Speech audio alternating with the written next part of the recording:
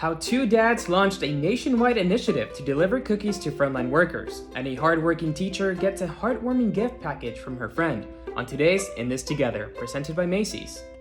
Hey y'all, and welcome to In This Together. I'm Alejandro Alba. For our first story, a friendly competition between two Pennsylvania dads that launched a national movement to thank essential workers. Jeremy Orrig and Scott McKenzie formed Cookies for Caregivers in April 2020. Wow.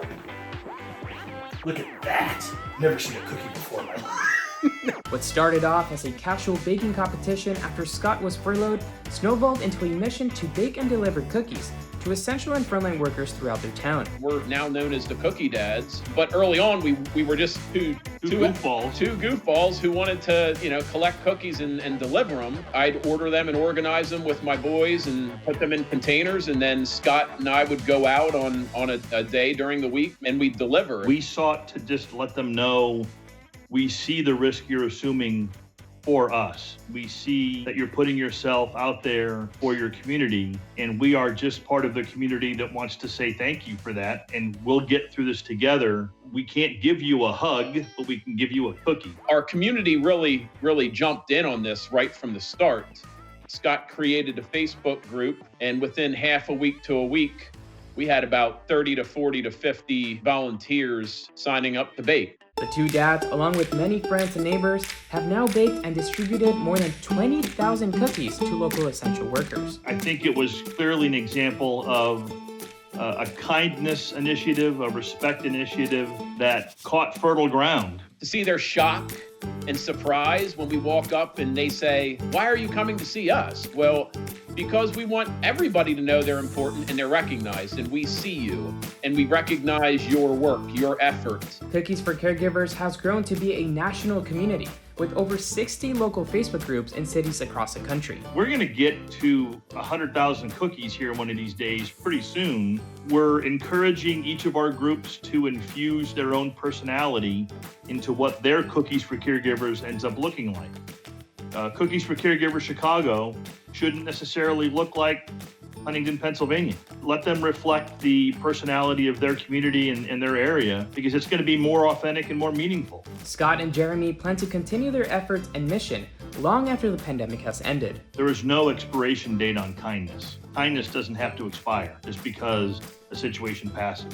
We like to call it a cookie kindness group, but it's simply saying thank you. It's recognizing people, it's acknowledging people, it's being respectful. Everybody can be kind to one another. Everybody's capable of doing this. We'll be leaving a link in the comment section below with information on how to start a Cookies for Caregivers group in your town.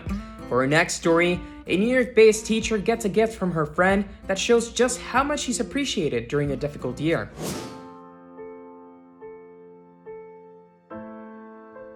I'm Sahina, and I'm a special education math teacher. Hey guys, welcome to math class. How you guys doing today? It's been a struggle teaching online or when we are in person. It's a really tough time for them. It's a tough time for everybody, but especially them. My parents were immigrants. They came here from Haiti. Everyone's American dream is a little different, but the fact that I'm a New York City teacher, I've definitely made their dreams, and I love my job. I met Ina a number of years ago at Bowery Poetry Club. As a teacher, Ina really goes above and beyond for her students. So because Ina is also a poet, I wrote her a sonnet about how important what she does is, and I think that she deserves something nice just for herself. So I'm surprising her with a care package from Macy's. I love the kids. They're so much fun. Learn a lot from them. You're not just, oop. I'm so sorry to interrupt, but you actually have a phone call. Oh. Me? Yeah, you. Oh. You have a phone call. Oh! It's so nice to see you. So nice. I miss you. I miss you too. Yeah, I just need you to go check the door. Check the door? Mm-hmm. Oh.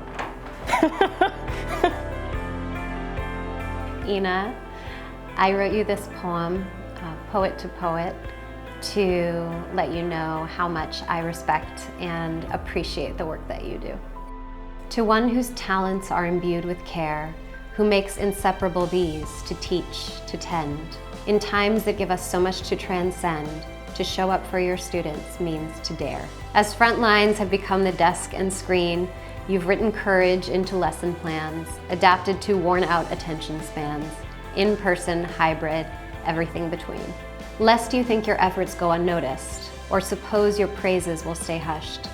In bravely teaching them, you've too taught me, that truly in the muck may grow a lotus, with sun's constant care and time's slow trust, in hard times, all the good that still can be. I love it. Thank you. Love you, friend. So one thing that I would tell my students is that you're really important. If you weren't here, it would be such a drastic and negative effect to this world. So you need to be here. You need to do as much as you can to add to the positivity of this world.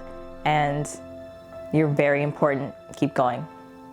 Thanks so much to our sponsor for today's episode, Macy's, the destination for the most thoughtful gifts year-round. That's it for today's episode. I hope you're doing well and making the most out of these difficult times. Thanks so much for watching, and remember, we're all in this together.